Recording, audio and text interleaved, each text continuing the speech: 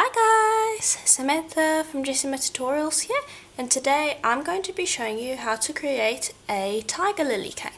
And I'm going to be doing two different versions. I'm going to be doing a much lighter tiger lily, and I also want to do kind of this dark red tiger lily.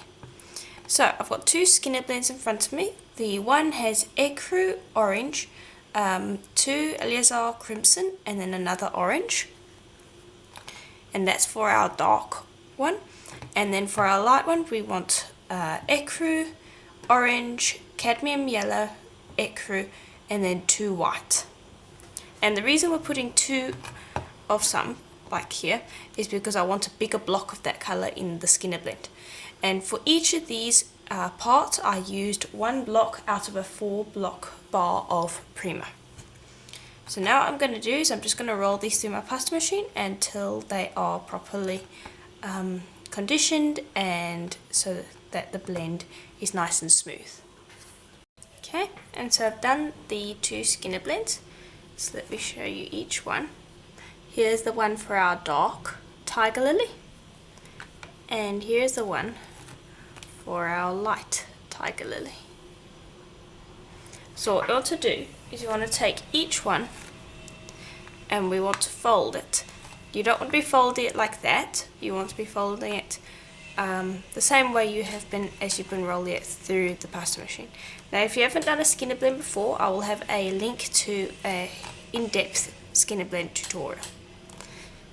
So what we're going to do is we're just going to fold the blend like that, and I'm squishing out any air bubbles.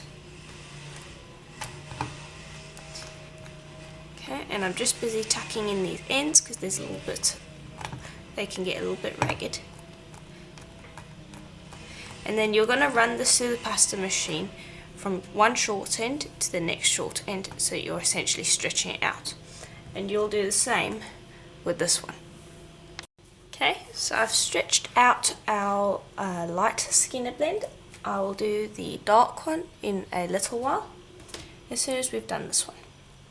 So what we want to do is we want to be making a Skinner blend plug, and now the white is going to be the tip of our leaf. So I'm going to start by folding it,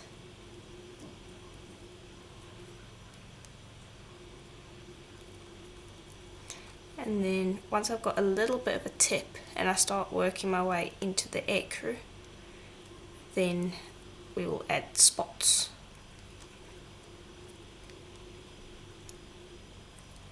So I'm going to start working my way into the ecru after this fold. So I'm going to start putting in a few spots. So I'll pop that to the side, and you're going to grab your crimson again and just have a little bit. And you want to roll this into a nice thin log.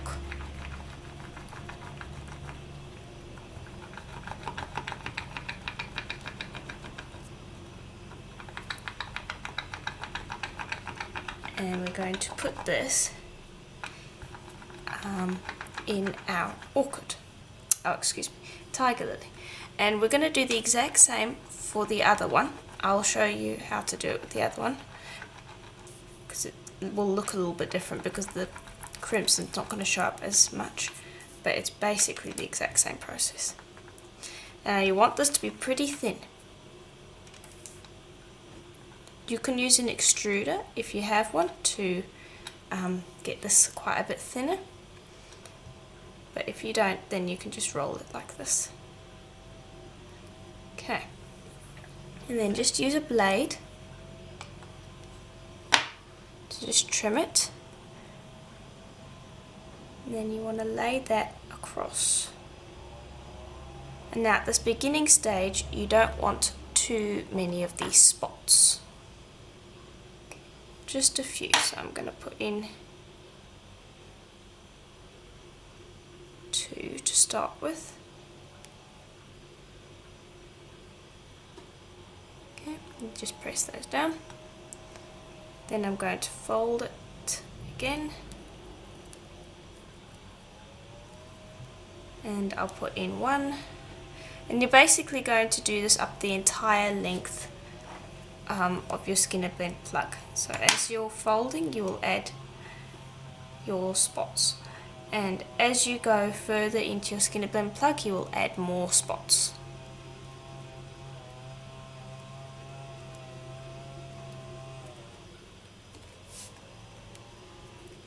And so I'll just continue adding spots until I'm finished with the plug. And you'll basically do the exact same with the other one, but when you're doing it with the other one, just keep in mind that because you're using the crimson again, and you already have the crimson in here, it's going to actually fade out and then fade back in again.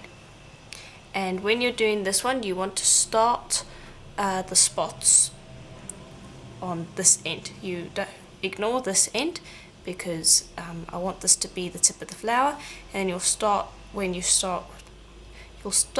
the spots in when you start reaching the orange. So round about this part of the Skinner Blend, you'll start putting spots in across, but don't worry about doing it across here.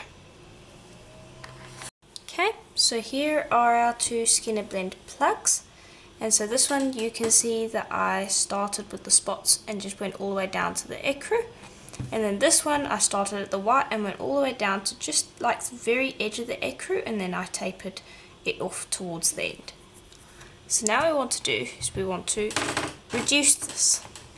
So the first thing you need to do is just kind of squish it together and get it all stuck together, because you've got some ends that are wider, some ends that are smaller. And what we're going to do is we're going to reduce it, and then we're going to cut it in half, and we're going to put another one next to it, and you'll see what I mean as soon as we get to that step.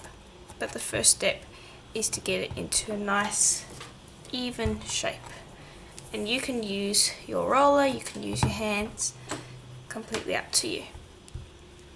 But just reduce this so that you can cut it into two pieces.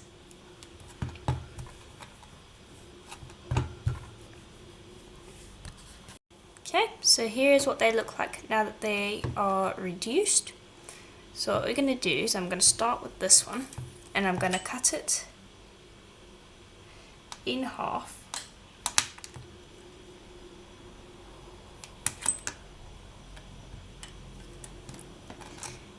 And what we're going to do is we want to put it together like this. But first you need to take each end and gently mold it into almost like half a teardrop, if you were going to cut a teardrop in half. And you'll see what I mean in just a minute. Or not really a semi teardrop, maybe half a football shape. That's a more correct shape. So you'll just pinch the ends and then use your tile to move it around.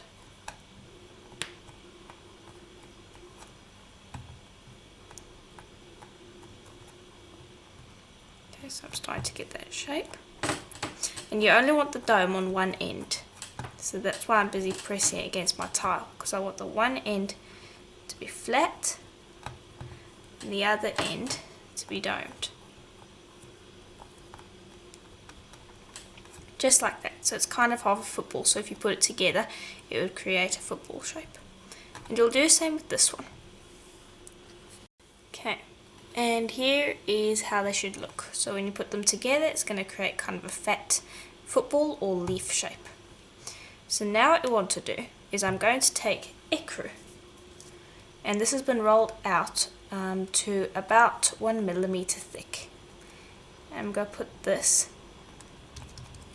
down the inside of our petal.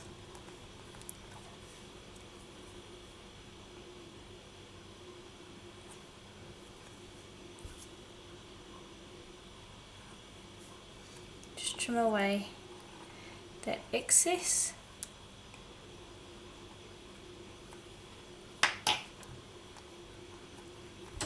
And then just press so that it sits together nicely.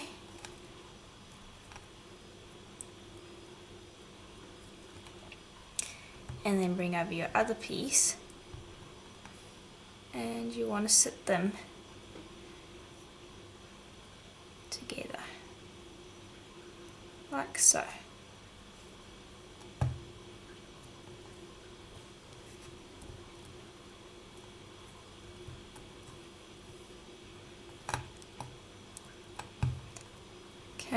And you'll repeat this with the other one, except that the center vein that I'm going to be using will be crimson instead of ecru.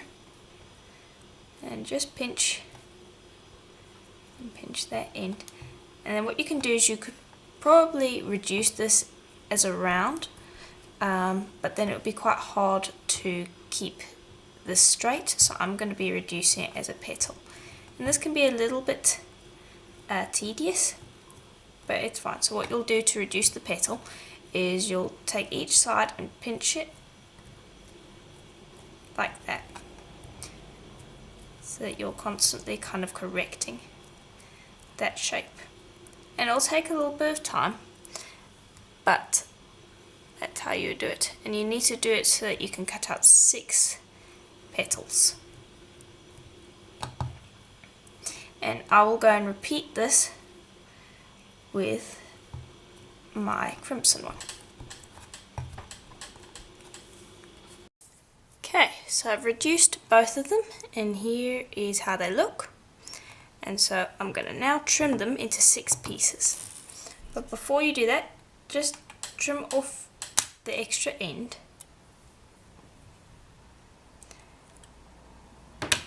Like so. And then I'm going to cut it in half. And then into 3.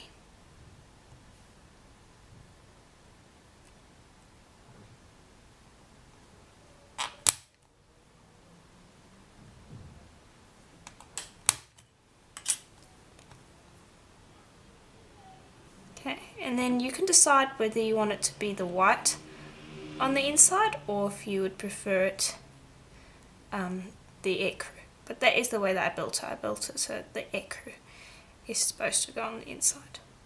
Now I might need to pinch these a little bit more to lengthen them out a bit. Let's see. And we still need to put a center in. We must not forget that. But here is what the one is basically gonna look like. So I'll just put that off to the side, and I'll cut this one up. Okay, and here is what this one looks like once I've put it together, just about. So now of course we need to do the center. So what we'll need is wasabi green rolled into a log, and some white rolled out on your thickest setting, which is about 2 millimeters thick.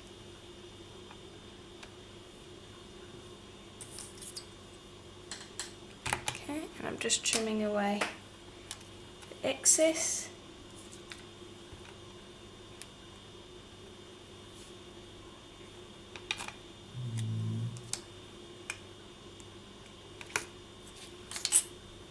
And then you just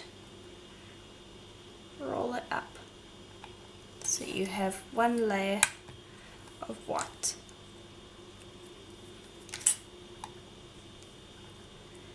Around your little piece of wasabi. And then you want to reduce this. And that should go pretty quickly. Just pinch these ends. And then reduce, because we want to make essentially a lace cane.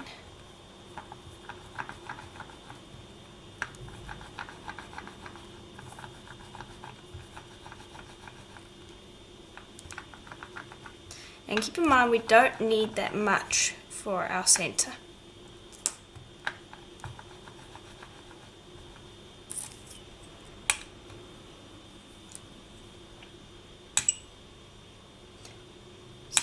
Reduce it, then you'll chop it into equal sections.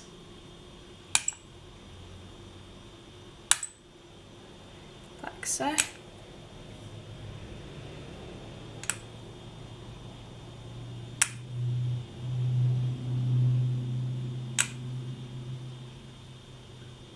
Okay.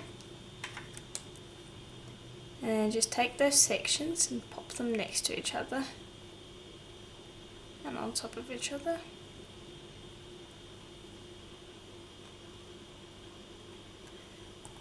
and then just squish that together to form your center. And then you'll just reduce that down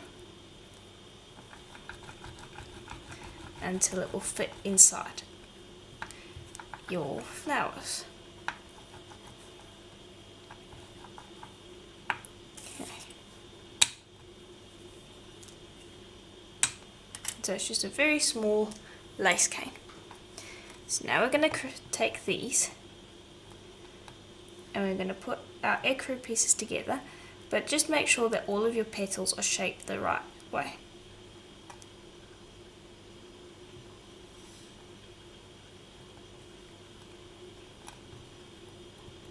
So things like this where it's a little bit too fat, I want to just gently pinch around the middle, so just lengthen it out a little bit.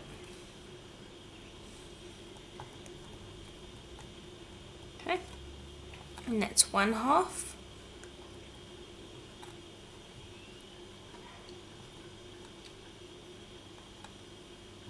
Then you'll do the same on the other side. Gently pinch.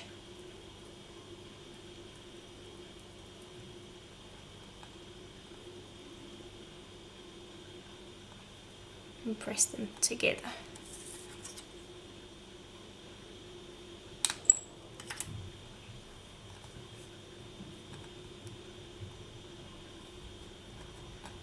Okay.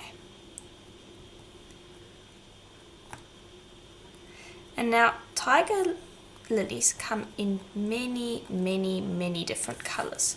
So I'm just showing you the two colours that are my favourite, but I would have loved to do a pink one. There's also some purple ones, there's some more bright yellow ones. There's lots and lots of different colours. So go and have a look, see what you can find, and create the one that you like the best. We didn't use any colour recipes today, so you can use Primo colours straight out of the packet. Really easy to do, and create your favourite colour. So those fit together quite nicely. So what I want to do quickly is grab a ball tool. I'm just gently gonna, actually I'll use a piercing pin. Just gently press inside here so that we have enough space to fit our middle of our flower.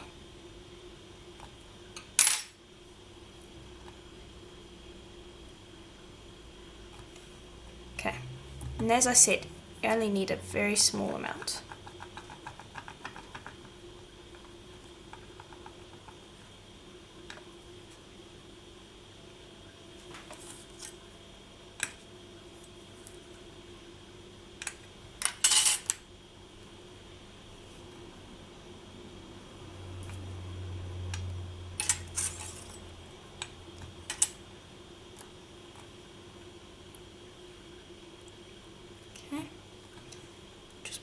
In there. Make sure that you've got it on the other side too. Make sure you've got those pressed together. And the way I press it together is I actually rotate and just gently press on each of the flower heads. And if you see any distortion in the flower heads, fix it now because we're going to be packing it in just a minute. There we are. I'm pretty happy with that. I need to just cut that out of the way because this side's a little bit higher than the other one, so I just want to trim away a little bit of this cane.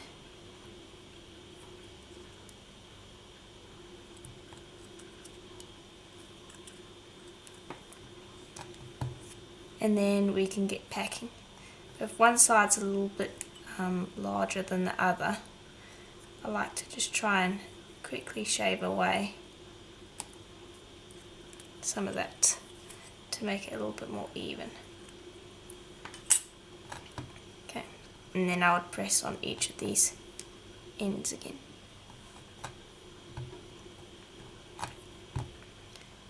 Okay, and now I'm going to go grab the translucent so we can pack this. Okay, And what I like to do is I like to take translucent white. You can use just normal Polymer translucent, and I roll it into a log, nice thick log, and I pinch the outside. And I've got a little bit of red on there, so I could just trim that away.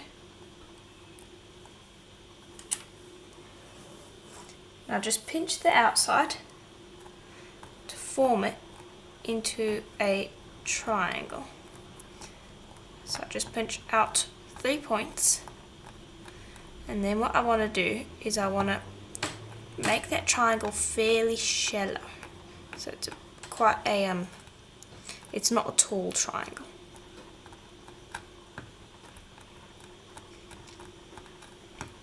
Because I can guess here at the angle I'm going to need.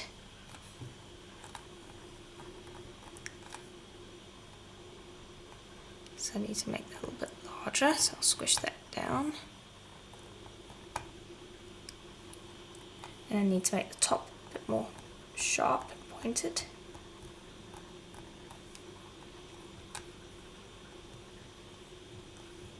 Okay, and I think that's about right.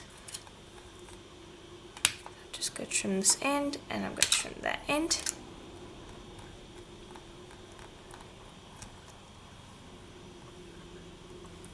Okay, I'm just going to make a mark where I need to cut.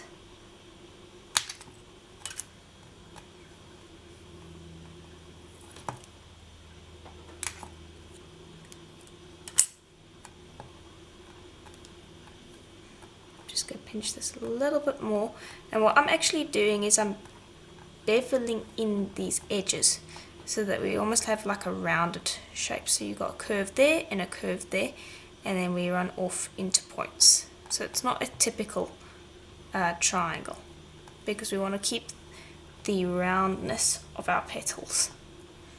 And then I'll just insert it, and if I have any trouble I will take it out again, fix that issue, like that was not pointed enough for my liking. And I'll insert it again. And I'll do this for the crimson one as well. And your translucent should come just up to your petals, possibly a little bit over. And turn it around and do the same on the other side. Make sure that you're all happy with it.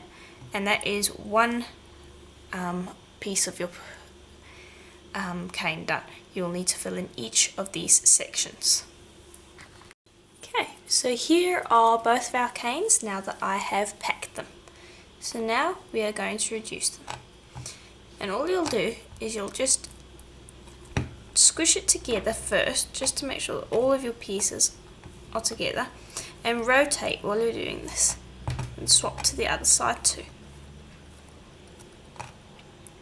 And then what you do is you're just going to start squeezing and rotating while you do that. And aim for the middle. You don't want to be pressing on the sides, you want to be trying to press in the middle of your cane. And this will help decrease distortion. So you can see that I'm squeezing around the middle and I'm not worrying about the edges just yet. Once I've got it a little bit reduced, then I'll gently press on the edges.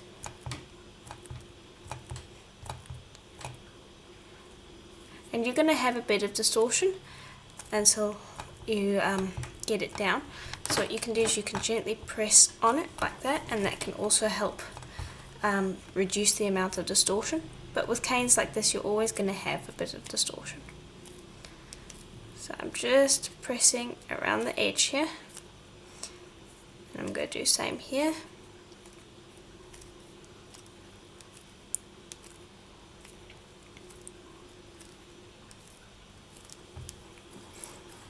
And then I always tend to keep those ends, because once you've got it to, once it's starting to reduce and you're just leaving these ends on, that means that you won't have any more distortion. So just leave those ends on and continue to reduce.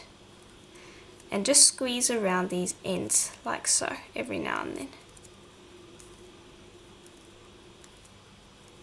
Now I'm almost down to a size that I like. I don't like to reduce it too far until I actually see what the cane looks like. And then when I see what the cane looks like, then I can decide how far I would actually like to reduce it. Because generally I like to reduce it down into multiple sizes. And these are great after all because they actually help you reduce, because you can roll and then just gently pull on this. Okay, so I'm going to slice this now.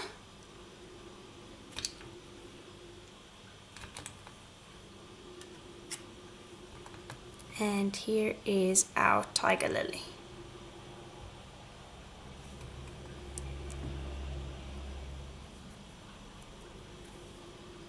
And that side's a little bit distorted, so I'm just going to cut into it a bit. There we go. And there we go, so hopefully you can see that. And I'm making a bracelet, so I've made the tiger lily fairly small. But let's see what it looks like if we cut into it a little larger. You can see how that looks. Pretty nice. So I'll actually keep these, I might use them in my design. So keep this, and what you can do is you can actually just gently squish it a little bit. And you'll probably be able to use it. And so next I'm going to reduce this one. Okay, and so here is how our two canes look. Now a quick tip for those of you that might accidentally reduce it a little bit too much. All you do, and you need to be doing this carefully, is you gently press on the cane on either side. Like so. And then roll it out every now and then press, and then roll again, and press, and continue doing this until you get it back down to the size that you like. And you need to do this carefully because you don't want to be getting ripples in the edge. And that will bring your cane back up to a larger size. So here's what it was originally, and here is what it is now that it's a little bit larger. So that's a neat little trick for those of you that might accidentally do that, because I do that every now and then too. So you won't be able to get back up to a really nice large size, but you will be able to enlarge it quite a bit. And so I did that with this one as well. All you do is you need to roll consistently, press, roll, press, roll, and let's see how large we can get this. And it will reduce back down pretty quickly. There we are, we can get it quite a bit larger.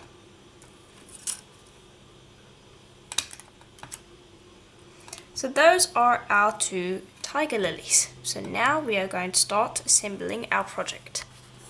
Okay, so before we assemble our pendants, I would like to create a translucent stropple cane first.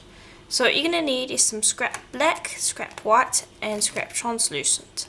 And this is a great way to use your off-color white and possibly crumbly black and things like that.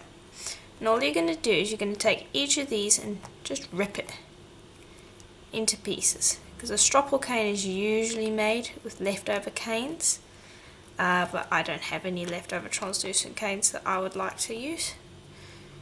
So I'm just going to improvise by using the main components that I want in the stropple cane. So just rip it up.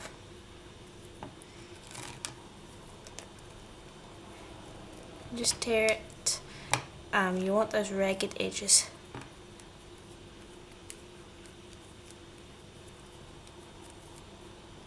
Okay. And so I've got twice as much translucent here as I do to any one of the colours. So I have one sheet of translucent to one white and one sheet of translucent to one black. Because I would like it to mostly be translucent. Okay, and then once you've got them all ripped up, you want to start stacking together at random your cane. And let me just move this out of the way. And just kind of stick pieces on top of each other. It doesn't matter too much what you do.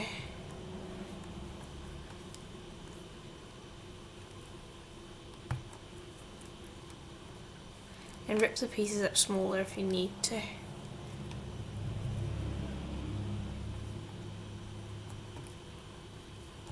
And just continue doing this until you build up your cane. And try to keep it even on either side. So the middle here is growing quite large, so I'm busy focusing on this one side, and I'm going to do the same here.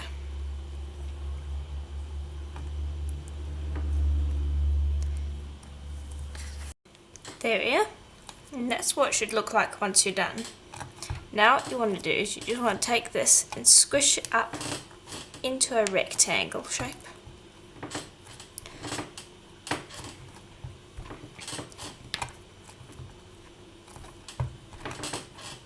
Like so. And I'm just using my hands first, but I'm going to use my roller in a minute to help me reduce this.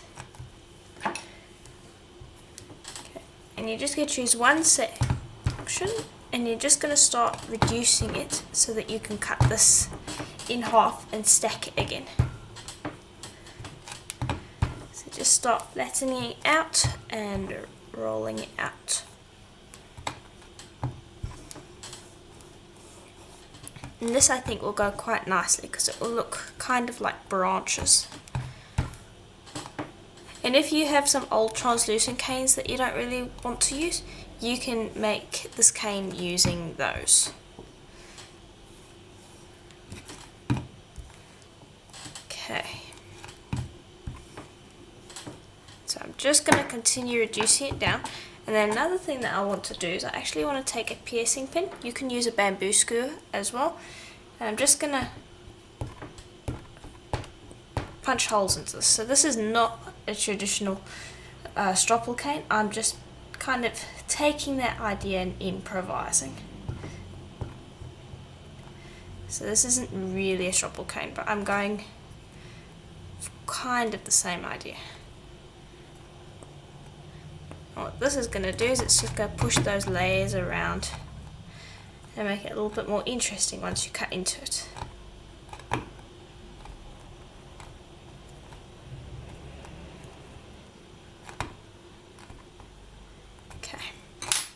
Then I'll gently squish the sides and I will continue reducing. Okay, and then once you've got it reduced down, cut it in half.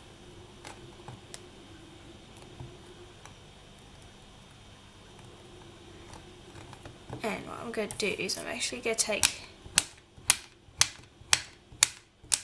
of this and I'm going to cut it into chunks. This one I'm going to cut in half. This one I'm going to kind of just lay out like so.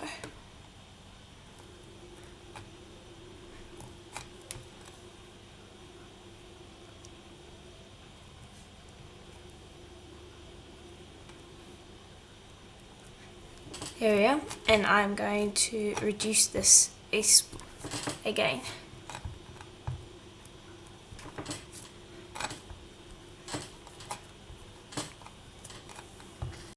Okay, and then once you've reduced it, you'll cut it in half again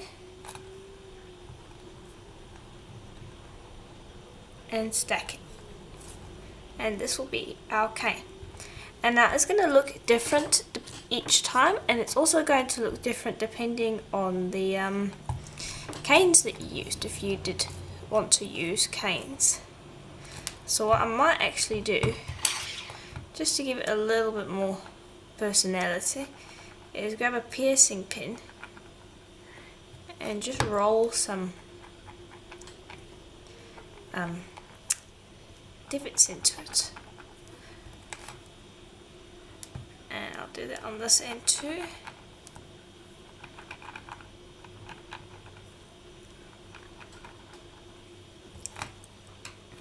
and that can give it a little bit more interest. And I'll do the same here quickly. And now I'm making them somewhat at random, because we're going for an organic effect.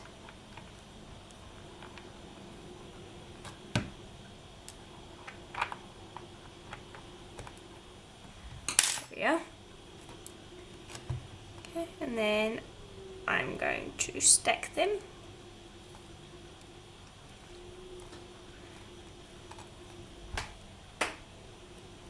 And try to fit those pieces in together.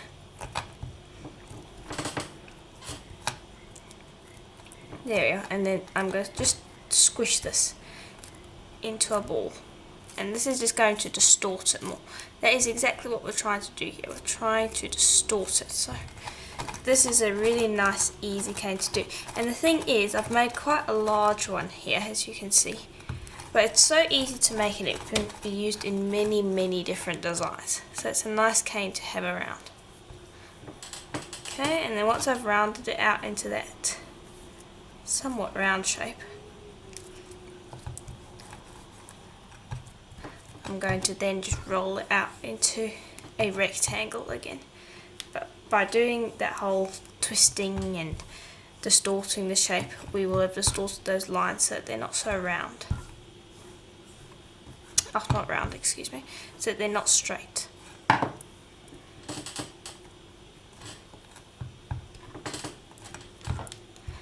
I do want to have it in a somewhat square or rectangular shape, because that makes it easier when I am putting together my veneer so that I can cut out the pendants. There we are. Okay, now let's take a slice. See how it looks. There, that's much more what I wanted. It's much less, or it's much more organic looking, which is exactly what I would like. Okay, so that's our cane that we are going to be using. And so I'll just pop that to the side, and I'll bring over the stuff we need to start our veneer. Okay. And so you're going to need a sheet of pearl white that has been run out on a thickest setting, which is about 2 millimeters thick for me. And this is what we're going to be placing our cane slices on. So I'm just going to pop that onto a piece of paper, because I'm going to have it off to the side for a little while we cut our canes. And I'm going to bring over another piece of paper for me to cut my canes on. And I've had these sitting in the freezer for about 10 minutes. And so I'm just going to slice off the one end to make it neater. And I'm going to be slicing towards myself.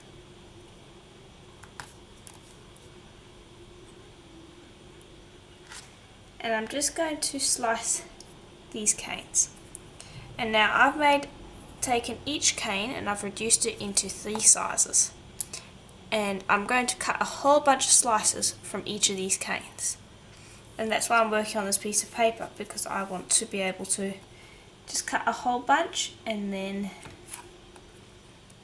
use them without them having stuck to the tile or things like that, or without them being in the way. So having them sit on a piece of paper, deli paper, or whatever you would like to use is a much easier way of keeping them out of the way. So I'll just continue slicing these canes, and I'll show you how I'm going to use them in just a minute.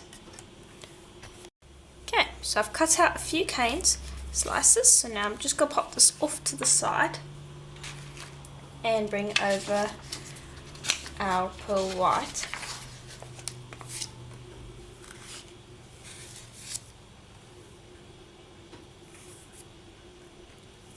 And now before I start laying canes down, it's best to have your pendants ready, which I do. And so I want to just make sure before I start where I want to actually cut out my pieces, because I don't want to waste clay. So it's not necessary for me to have all of this pearl white. So what I'm going to do is I'm going to take these, which are serpent scales, and they're a new set of cutters, and I'm just going to take them like so,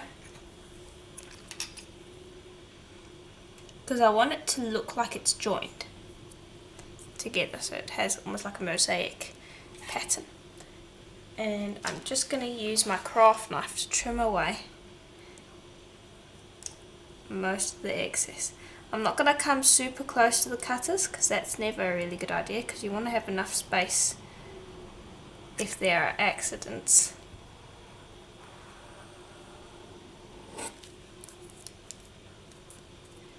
But this should give enough for me to work with, because again it is going to get stretched out a little bit, so we're going to have even more room. But that's always a good idea.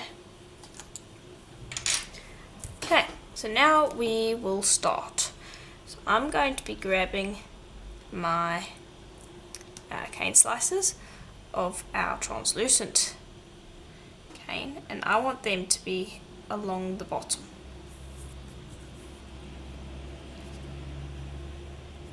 And don't worry if it overlaps, that's fine.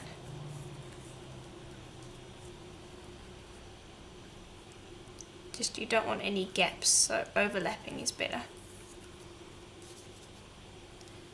And remember, we're trying to go for that kind of twisted branches effect. So if they're overlapping, that's fine. You're going to create even more of that organic, twisted, branchy look.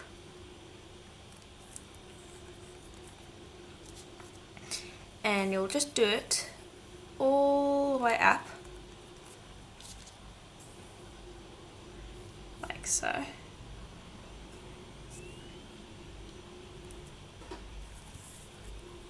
And then you'll just go up as well over on that side.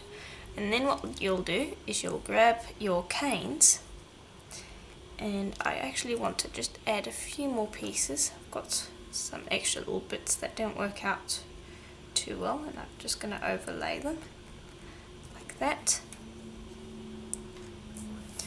And I can cut some of my cane off to the side here.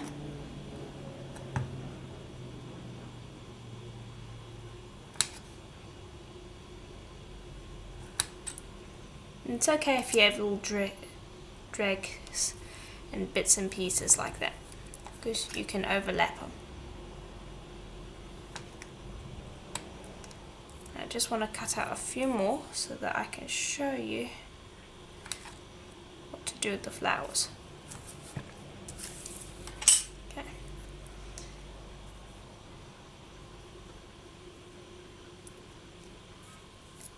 There we go.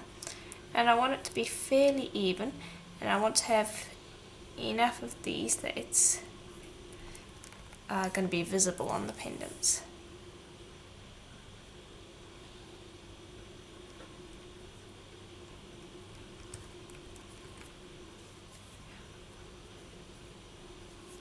There, and that's the one side, and I'm pretty happy with how that is. Then you'll grab your canes, and I like to start with the largest ones, and you're going to slightly overlap them onto here. And what I want to do is I want to actually start with the red and put a few of those slices down, somewhat near the middle, and then take the other red pieces going down through the sizes, kind of filling in those gaps, kind of overlapping.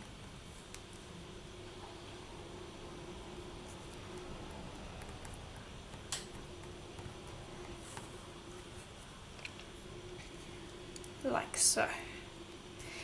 And then as you go down through the sizes, use those to fill in smaller and smaller gaps. And this overlapping of the flowers, once the translucent around the edges goes clear, it really creates a beautiful depth in the piece that you wouldn't have achieved if you were trying to lay them all out equally. So having the pieces overlaid, that's perfectly fine. And then when you're happy with the one side, which I am, I'd want to carry on a little bit more over here. Grab your next one, which would be this colour.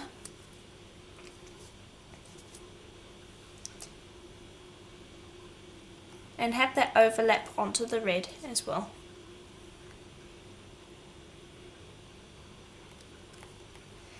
And just continue. And so I'm going to be doing patches of these flowers.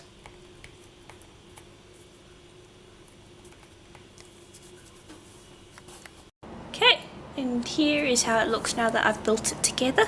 Now what we need to do is flatten out.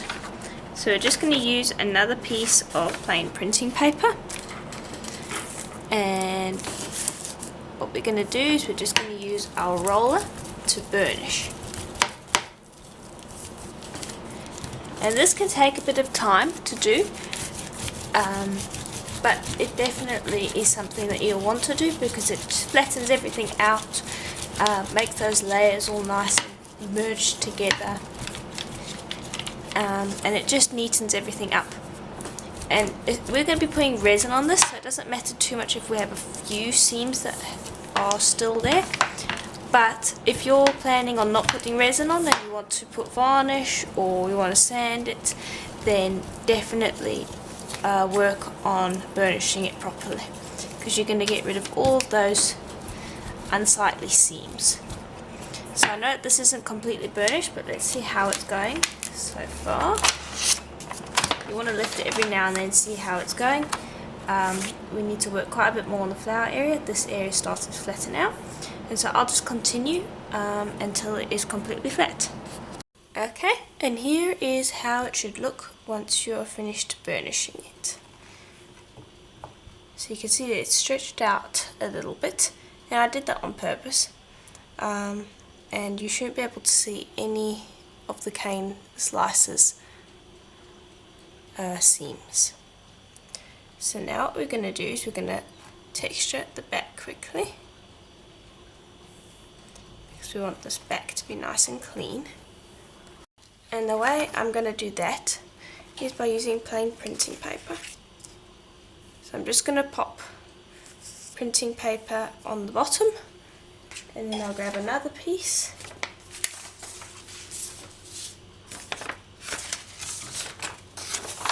Okay. And then all I'm going to do is I'm just gently going to burnish.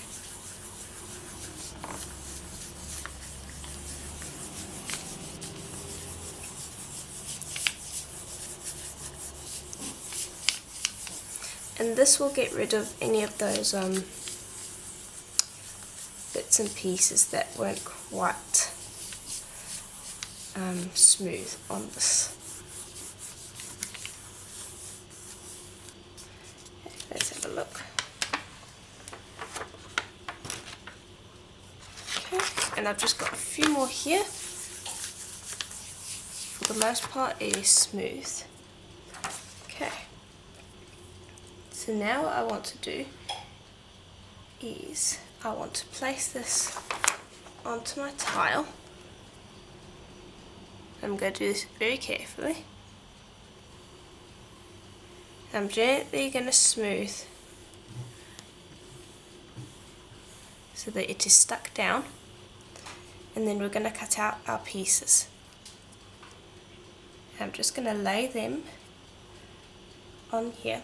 And I have no clue what these are actually going to look like, because I can't see that. And let's see, we swap them around. Yeah, so we need to do them in the opposite direction, I do believe. Okay, so I just made a double check.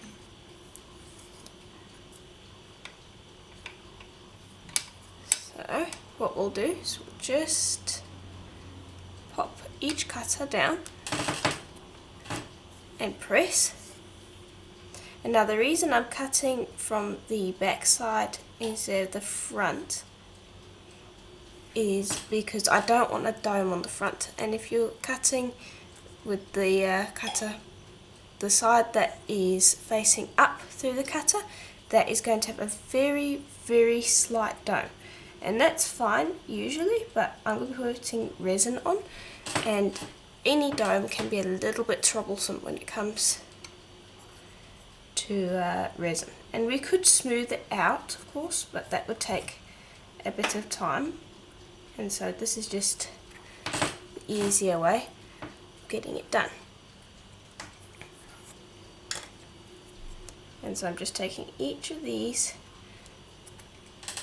and I'm pressing them down firmly, because you want to make sure that they cut through. I've got probably about a 2mm thick sheet, so you want to just make sure that you're reaching that bottom. And I'll just continue cutting out our pieces until I am done. Okay, and then when you're done, you should go back and just press on these again, just to make sure you didn't miss any spots. Especially with the larger ones, it's very easy to miss, so I like to go along the edge and just make sure that I did get everything.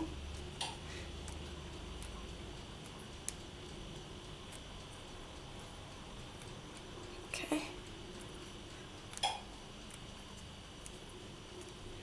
Now we should be able to lift them out without them sticking.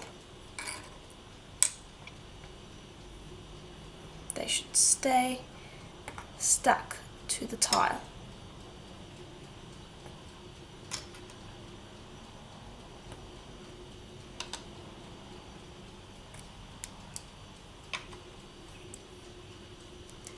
So it's pretty easy to do that.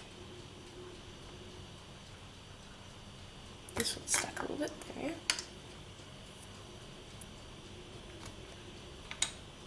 Okay, and if they do lift up, you can just gently smooth them back down. Okay, and then I want to take this one, and I want to just cut out again so that I can have some earrings, because there's enough space here for that.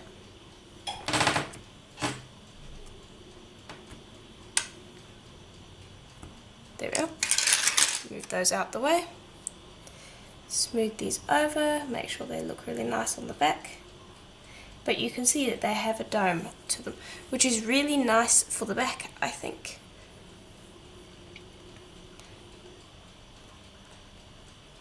And this should lift up nice and clean. You're going to have a tiny bit of residue around the edges, but that actually does not matter much at all.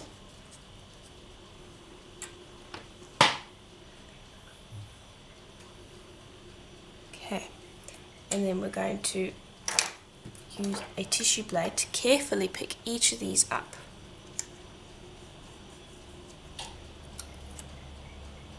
Okay, so you can see we've got a beautiful, perfectly flat edge, and the sides will also come out quite a bit nicer.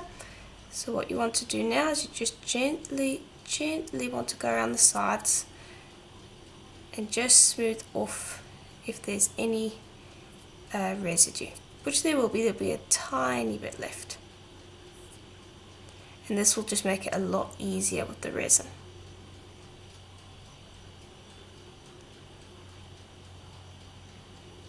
Okay, there we go. And then I'm going to pop that onto a piece of paper off to the side, and you can see that most of the residue is actually left on the tile. And if you're having a lot of trouble with the residue and don't really want to have to smooth it off, you can just use a blade to trim away the really small amount that is there. Which, with some shapes like these, is actually really easy.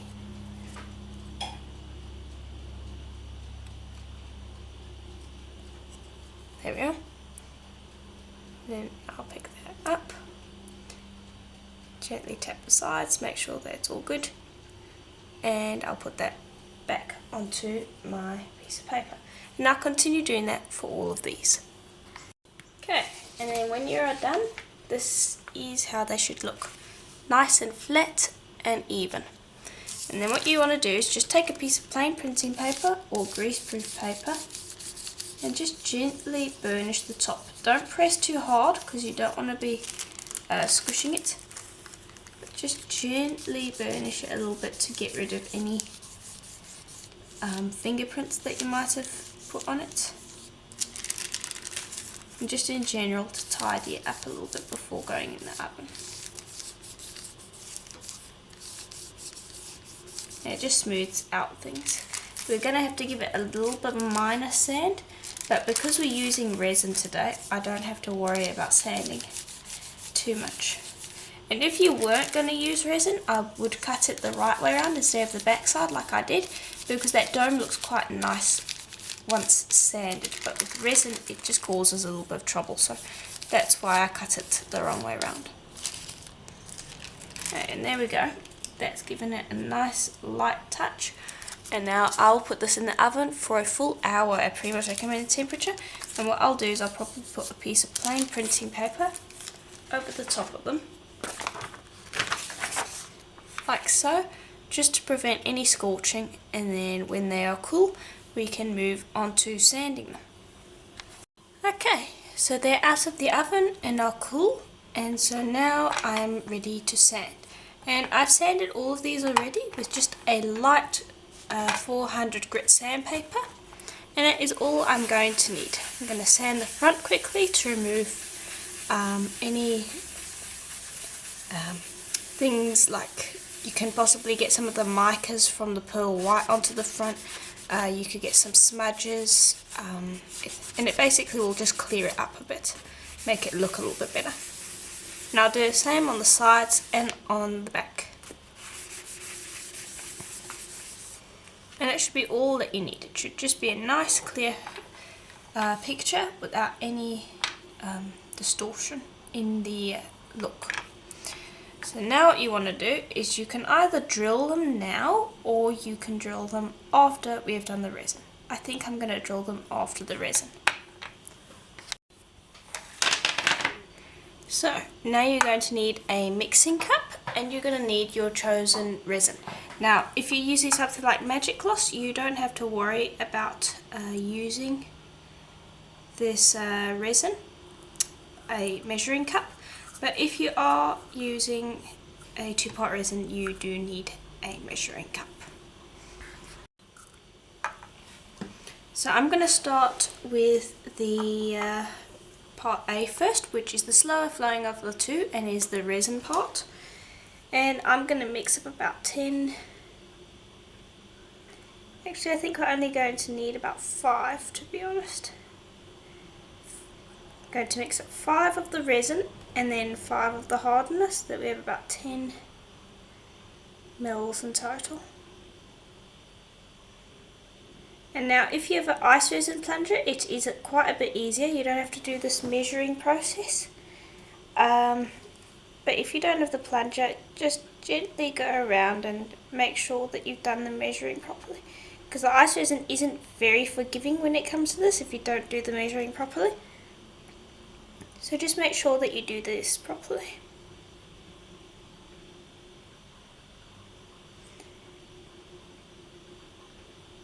And actually I think I'm probably going to need about 20 mils. So I'm going to mix up 10 for the resin part and then 10 for the hardener. Now I like to use the resin part first because I find that it flows slower, and so it's easier to work with in the beginning and it's easy to make a correction. If you've worked with this resin before, you'll know what I mean about that. Because the hardener flows quite a bit faster than the resin, and so I like to always use the slower part first. It just gives me a little bit more control over what I'm doing. Okay, we're almost there.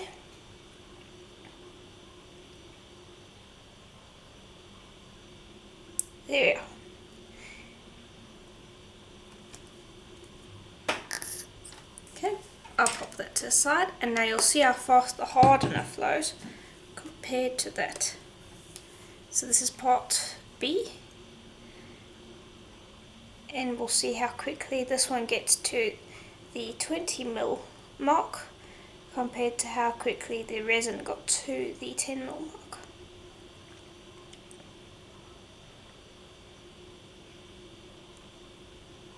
So it's almost there, just a little bit more. Okay. And there we are. So you'll see that the hardener flows quite a bit faster. Okay. So now that we have our resin measured out, we are going to mix it. And I spend about 5 minutes mixing, just because I have about a 40-minute working time on average. If you're in a really hot climate or it's like the middle of summer, you'll probably have about 30. And if you're in the middle of winter, you will probably have about 60. Now keep in mind that depending on how much resin you're mixing up, if you're mixing up a small amount, you will have more working time, whereas if you're mixing up a fairly large amount, you will have less time.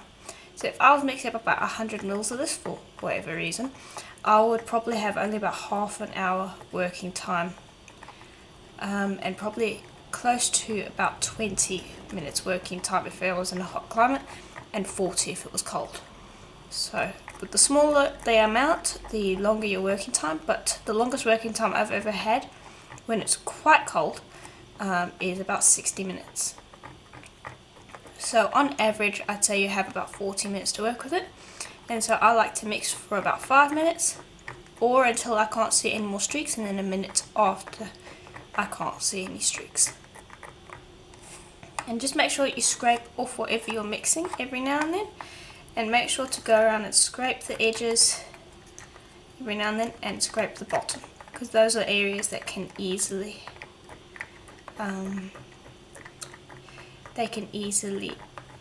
not hide resin that hasn't been mixed properly, and then that can cause problems later on with your resin not curing. Most of the time, if your resin has not cured, it is because you didn't mix properly rather than the fact that you didn't actually measure it out properly. That is generally the main problem. So I'll continue mixing this for probably about another minute or so, and then I'm going to let it rest so that these bubbles can rise to the surface. They're not a big problem if you're not casting something. If you're casting something, you want to mix a bit slower, because these bubbles are really hard to remove, but because we're just putting it on a polymer clay piece and there's very little resin on the surface, these rise up really quickly and you'll be able to get rid of them. So that's about done. I am now going to just pop this to the side, and we will let that rest for about 30 seconds or so, just to let things rise to the surface. And then I'm going to talk about the surface that you're going to want to cure your resin on. You're going to want some sort of a silicone mat, because any resin that you get on it, like here's a bit of resin, it will just pop out really easily.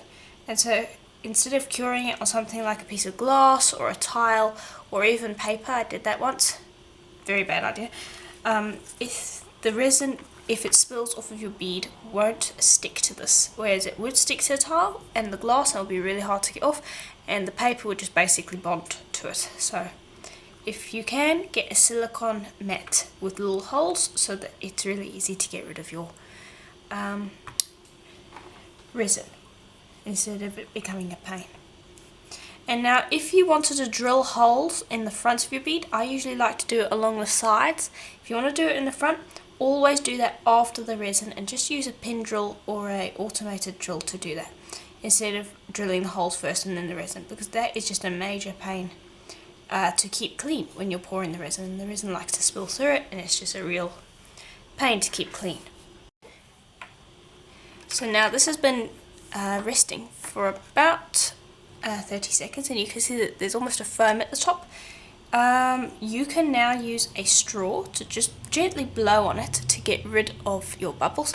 Don't blow hard, it's the carbon dioxide in your breath that pops the bubbles, rather than the actual force that you're blowing with it. So you have to have a very light breath. Now I know that some people like to use a torch, but you have to be careful because it can actually light the resin on fire. So if you want to do that, then just be very careful, but I prefer to use a straw.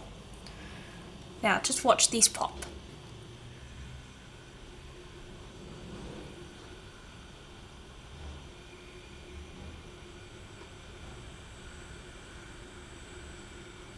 And you can see that I'm not blowing that hard.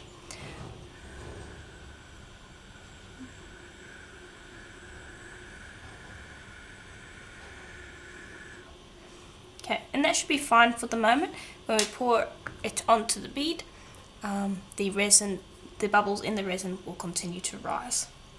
And now when you're doing this, put a very small amount of resin on top. You don't want to have the resin going over the sides, because then it creates spills and then it just adds to the process, and you don't really need that, and it's easily avoided by just adding a little bit of resin at a time and not trying to overdo the dome. If you want a really nice dome and want to avoid spills, the best thing to do is to just put on a little bit of a layer, like about that much, where you just have a light dome, and then you will leave that and you'll keep some of your resin in your cup, and then you'll wait until maybe about the 20 to 30 minute mark, or until it's kind of like honey that hasn't been heated, and then you'll put it back on your bead and it'll be less likely to spill. Because right now, hopefully you can see this, it's like really watery, and so it doesn't hold its surface tension very easily. So if you want to get a nice dome but don't want spills, just wait until it starts to cure.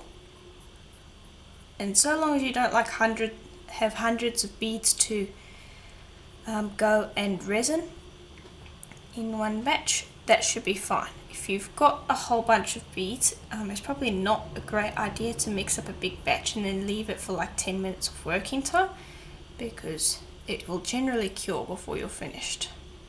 So only with small batches would I do that. But you can see how nice it's bringing out the colours. It's bringing out some of the pearl white in there, and it's just bringing out the depth in the piece. So I'll continue to pop some resin on this, and then when I'm done with that, I will leave this for about 20 minutes just to harden up, and then we'll leave it to cure. Okay, so these have been sitting for around 20 minutes, and the resin that I have in here has thickened up quite considerably. You can leave it a little bit longer, but I think this will be fine. And you still don't want to be going and overdoing it. You still want to only put on a little bit at a time. See how the dome goes, and then add more if you need. Don't go and overdo it, because then you will get drips. Drips aren't a complete disaster, but it does mean that there's quite a bit of cleanup and it just takes more time. Whereas if you can prevent them, you get a cleaner finish and it takes less time at the same time as well.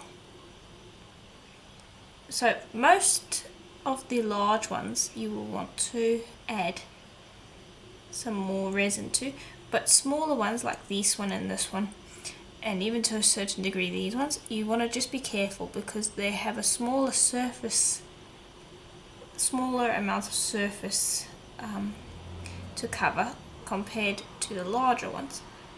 So you can easily overdo the resin with those ones. So just be careful when adding resin to these ones.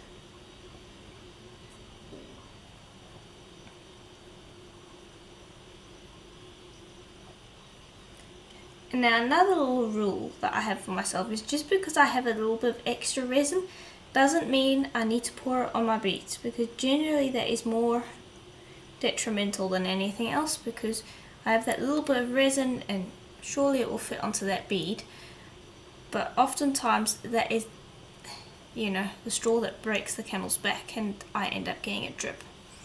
So just be careful that you don't accidentally do that, because it does happen quite often to me.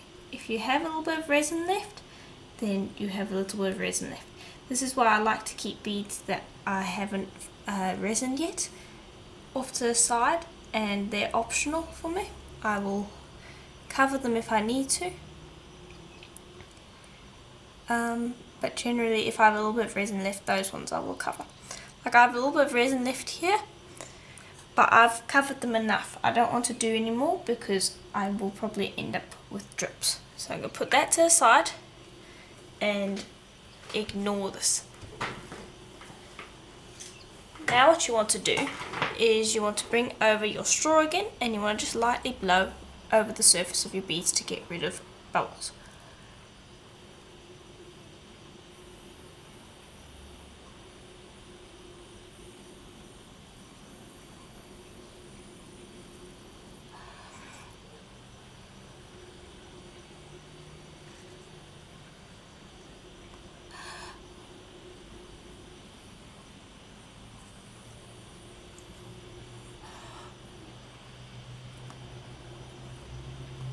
There we go. And just come back every now and then and do that for maybe the next 5 minutes. And you should be able to get pretty much all of those bubbles.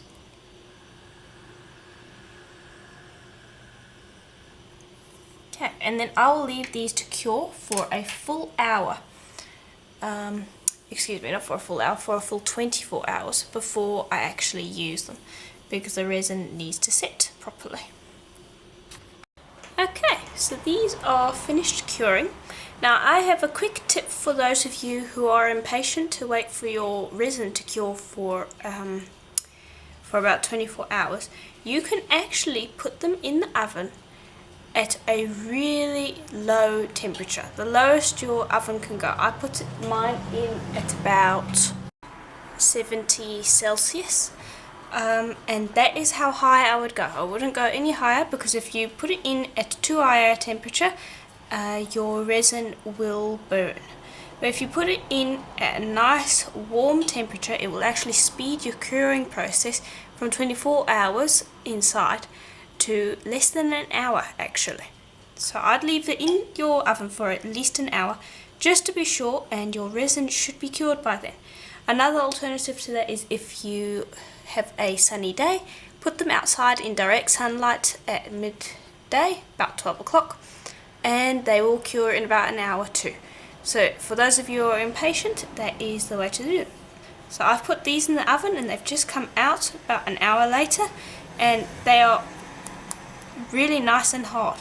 If you can still ding them with your fingernail, put them in for another half an hour or so, and they should be ready to go. And this is nice because I know that a lot of you like using UV resin because it is quicker, because the 2-part resin do take a while to cure, but the UV resin is generally quite a bit more expensive than 2-part resins.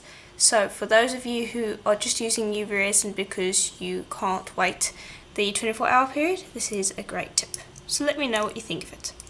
So now I'm just going to be drilling a hole at the top of each of these pendants, and I'm just using a pin drill, and I'm just going to drill straight through. It should be really easy. There we go, and I'll go through from the other side just to make sure it's nice and clean. And I will do this with all of my beads. Okay, so I've drilled through all of these, and now we will start assembling our beads. Start assembling our project, I mean. So you're going to need a piece of Acuflex, 2 charlotte crimps,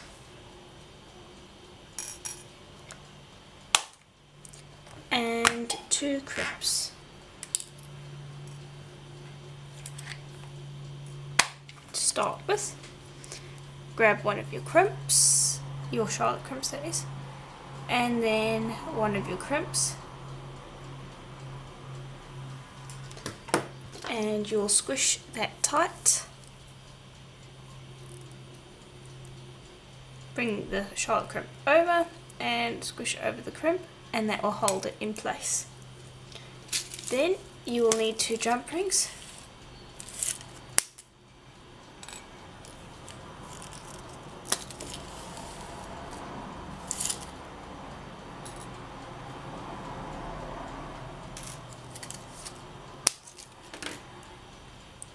Open one up, slide it through your charlotte crimp, grab your clasp, and I'm using a toggle clasp, and close up the jump ring. And that's your one part. Okay, and then next you're going to want to have chosen your beads to space between each of your polymer clay beads, and I have chosen white howlite, and these are 6mm round beads. Okay, and then before you start stringing, grab your pieces and just assemble them so that you know which ones go where.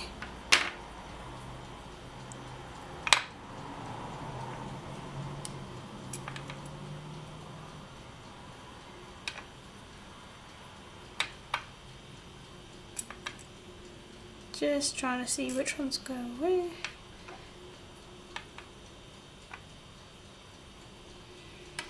That's between these two. Which one do I think matches up better? I think that one does. And those are our two earrings. And those two match up like that. Okay. And then just start from one end and just start stringing. Really simple, really easy. And you'll just continue stringing until you've used up all of your beads.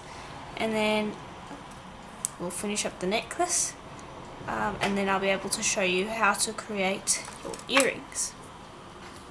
Okay, and then when you are done stringing, grab your charlotte crimp,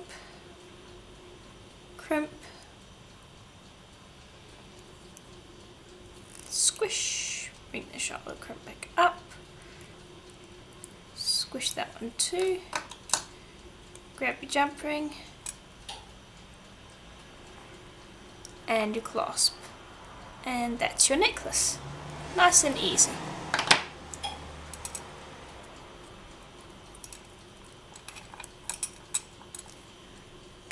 And so that's the first part. We will now move on to earrings. So what you're going to need for that to start with are 2 large jump rings.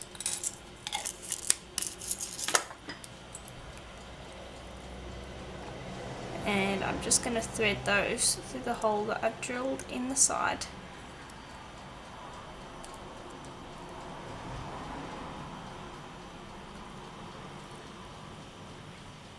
There we go.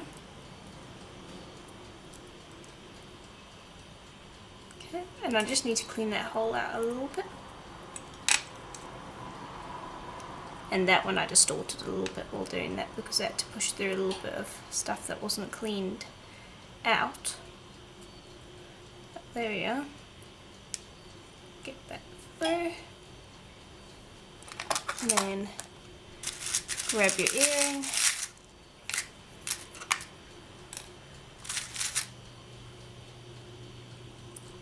Pop it on, close your jump ring, swing your jump ring back around and into the closure, and there's your earring. And you'll do the same with this one. Okay, and there we are. That is our finished project. So we have a cute pair of earrings and we have a necklace as well. And it's really nice and tidy. You can see at the backs are nice and smooth. You can sand them a little bit more if you wanted to make them a little bit more shiny, but I find that this nice kind of clean matte finish is quite nice on the skin when you wear it.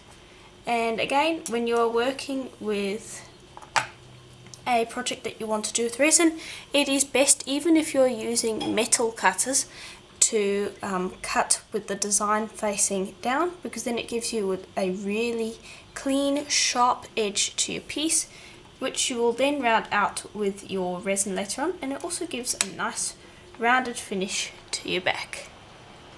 So I do hope that tutorial was helpful to you. Please do let me know what you thought in the comments below, and if you're on Patreon, don't forget to share what you made using this tutorial on my Patreon group. If you haven't joined my Patreon group, please message me and I will send you a link to the group so you can join. And as always, I'll see you in the next tutorial. Bye for now.